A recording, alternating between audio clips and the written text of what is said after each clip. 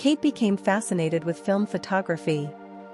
At an old photo studio, she was given a camera with the inscription, "Shoot only what's alive." She took her first photo of a friend.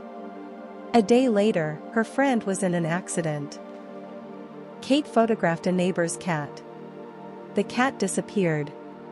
She photographed a tree in the yard. The tree died overnight. Kate realized a camera doesn't predict death. It brings it. Kate had always loved old things. She went to flea markets, collecting vintage clothes, records, and books. Photography became her hobby by chance. A friend gave her a simple film camera for her birthday. Kate photographed everything: flowers, clouds, the faces of passers-by. But one day, she walked into a small photo studio on the outskirts of town. It smelled of dust and old papers. The owner, a hunched old man, showed her a camera in a wooden case. "This is not an ordinary camera," he said. "She captures only what's alive. Real, living creatures. Something with soul." Kate laughed, but she liked the camera. She paid a small fee and left. The old man called after her, "Only photograph what you want to lose."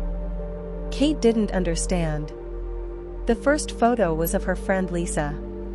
They were sitting in a cafe, chatting, laughing. Kate took the picture without thinking.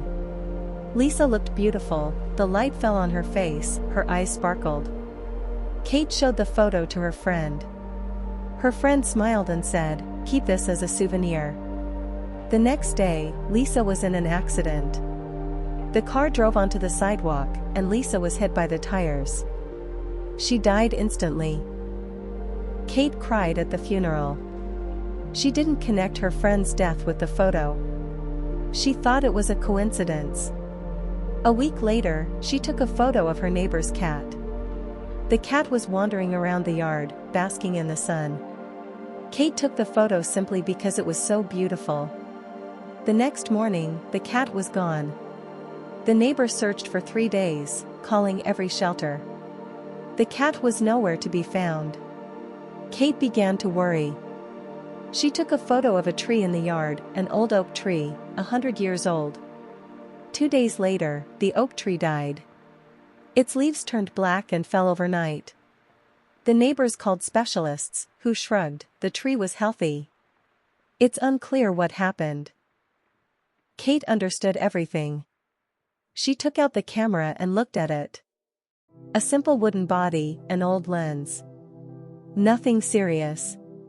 But inside, in the mechanism, it was as if something was alive. She tried to smash the camera. She slammed it against the wall. The body cracked, but didn't shatter. She threw the camera in the trash. She returned home. The next morning, the camera lay on her desk. Undamaged. No scratches. Kate felt a chill.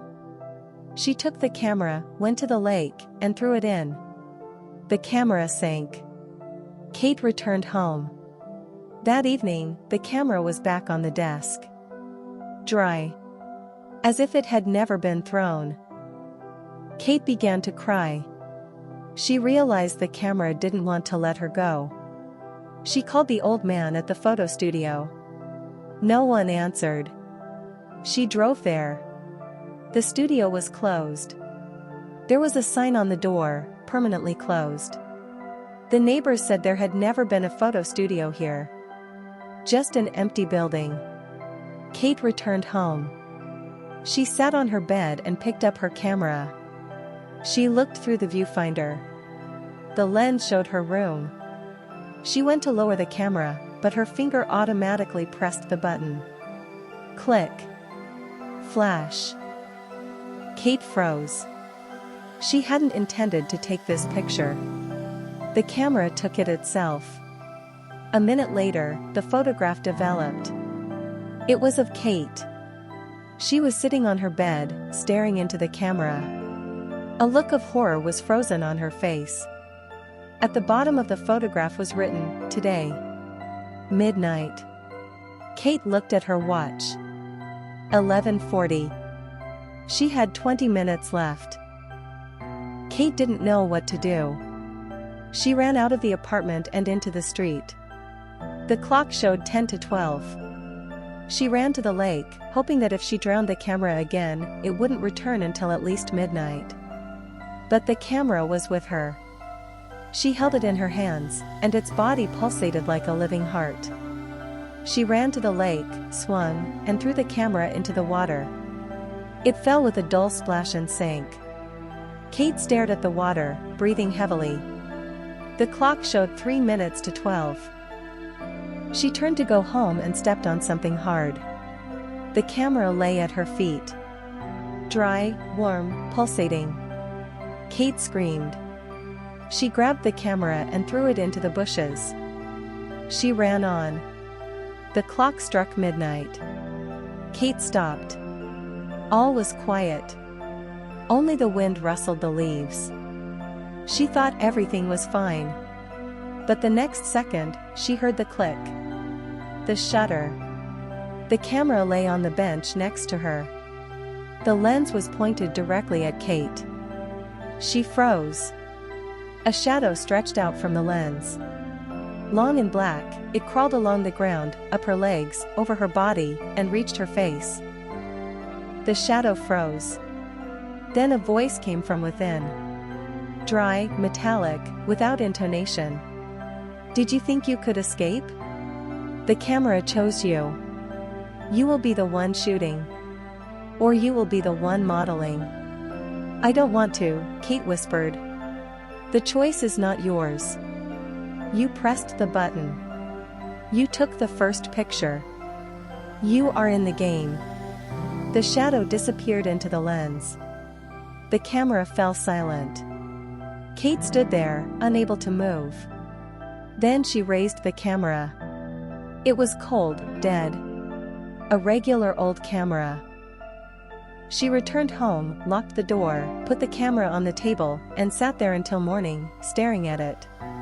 The camera was silent. The next morning, Kate decided she would never take pictures again. She would hide the camera in the basement and forget about it. She went down to the basement, found an old trunk, put the camera in it, and closed the lid. She went upstairs. That evening, she ordered pizza, watched TV, and tried to distract herself. But at midnight, she heard the click. The shutter. The camera was lying on her bed. The lens was pointed at the ceiling. Kate took the camera, opened the back. Inside was a roll of film. She pulled it out and unrolled it. On the film were frames. Her room. Her bed. Herself, sleeping. Kate didn't remember taking any of this. She tore the film up and burned it in the sink. The next morning, there was new film in the camera. With new pictures. Kate was sleeping. Kate was drinking coffee. Kate was crying. The photos were taken from different angles, as if someone had been standing in the room and taking pictures without her knowledge. Kate realized, the camera doesn't just evoke death. It lives. It sees. It remembers. She went to the library, looking for information about the old photo studio. She found an old newspaper. In 1950, a photographer lived in that building. His name was Elias Gray. He photographed the dead. People came to him to take posthumous photographs. But one day, he took a picture of himself. And then disappeared. The camera was found in his room. The film contained only one frame, an empty room. And a shadow on the wall. Kate closed the newspaper. She knew what she had to do. Find the next one. Pass on the camera. Like a curse. Like a chain. She walked out of the library and saw a young man sitting on a bench. He was sitting with a camera, taking pictures of pigeons. Kate walked over and sat next to him. Do you like photography? She asked. Yes, he replied, smiling. It's my life. Kate handed him the camera. Take it. He takes unusual pictures. Very realistic. The guy took the camera and turned it over in his hands. Old. Beautiful. How much is it? Free. Just take care of it. And don't take pictures of yourself. The guy laughed, thanked her, and left. Kate watched him go. She knew what she had done. She had passed on the curse. But that evening, when she returned home, the camera was back on her desk. The lens stared at her. And a voice came from the speakers. You can't give me up. I'm yours. Forever. Kate fell to her knees and burst into tears. The camera clicked. The flash blinded her. And when she opened her eyes, there was a photograph on the desk. Kate was kneeling, crying, and behind her stood a shadow. Tall, black, with long fingers. The shadow embraced her. The next day, Kate disappeared. The police found her apartment empty. An old camera and a stack of photographs lay on the table. They all showed Kate. Sleeping, crying, smiling. And in each photo, a shadow behind her. The shadow was getting closer. In the last photo, the shadow touched her face. The camera found a new owner. A young police officer named Liam picked it up from the evidence room. He was told it was old, broken, and could be thrown away. But Liam loved such things. He took it home, cleaned the lenses, and loaded the film. He took the first picture by accident, pressing the button while adjusting the lens. The film captured his girlfriend sitting on the couch, reading a book. The next day, the girlfriend didn't wake up. Her heart had stopped in her sleep. Doctors said it was inexplicable, but such things happen. Liam didn't connect it to the camera.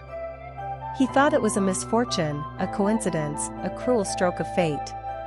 But a week later, he took a photo of a neighbor who asked him to look at his new guitar. The neighbor posed with Liam's camera, smiled, and thanked him.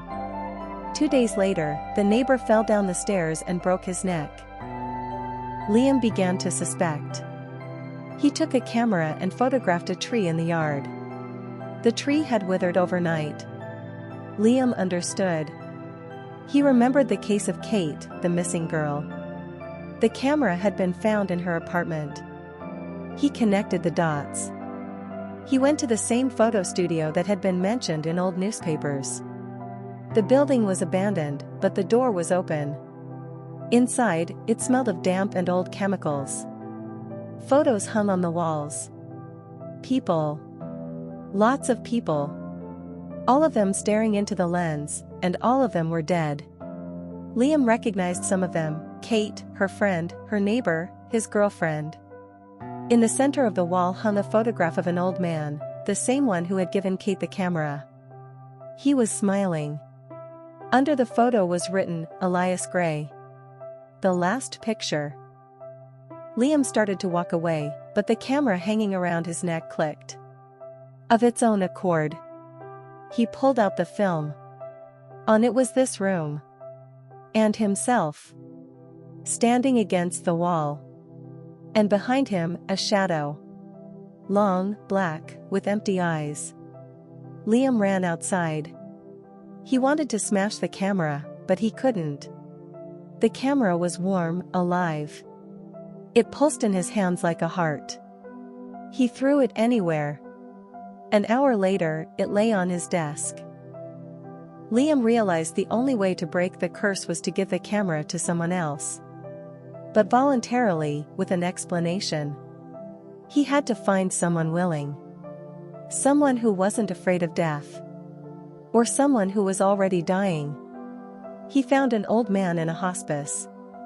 He was living out his final days. Liam approached him and showed him the camera. This camera takes life. If you take a picture with it, you'll die faster. But if you accept it, the curse will pass to you. And I will be free. The old man looked at the camera, then at Liam. I'm going to die anyway, he said. What difference does it make? Go ahead. Liam held out the camera. The old man took it, pressed the button. Click. Flash. The old man smiled and lowered his hands. He died instantly.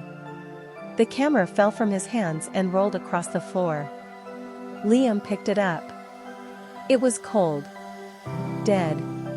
He exhaled. It was over. He left the hospice, got into his car, and drove home. He left his camera in the old man's room.